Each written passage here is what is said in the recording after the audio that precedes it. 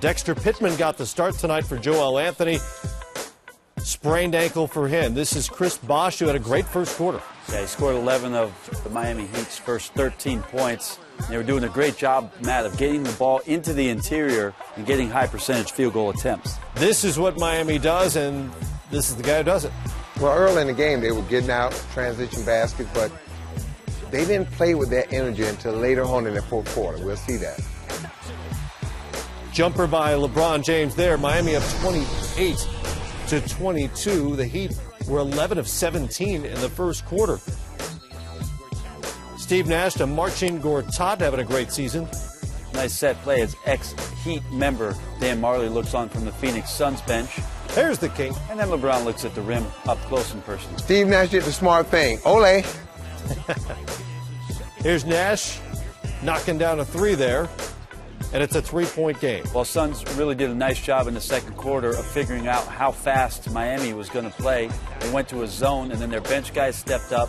Dudley started from the corner. He talked about how he struggles on Tuesday. Not on that particular shot, Matt, with a three in the corner. They only hit 6 threes on the game. 6 of their 15 fell. Grant Hill with the jumper there. Phoenix takes the lead at 60-53. Markieff Morris, great block on Udonis Haslem. Suns going the other way, and eventually it's Morris trailing.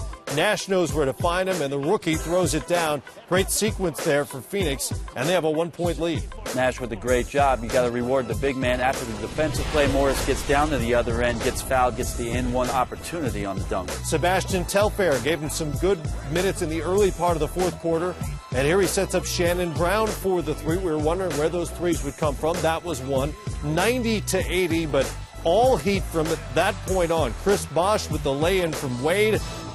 That's an 8-0 run, and it just would continue. So Miami, you see the defense picking up. They went from first gear, second gear to third gear. Phoenix just had no response for it. That dunk tied it at 90, then Chalmers to Wade and one. It's a 14-0 run at that point. LeBron knocks down the jumper to make it 17 unanswered points for the Heat, and suddenly they had a 97-90 lead. Things got crazy late. LeBron James and Grant Hill with a collision here, shoulder to shoulder. Hill popped right back up.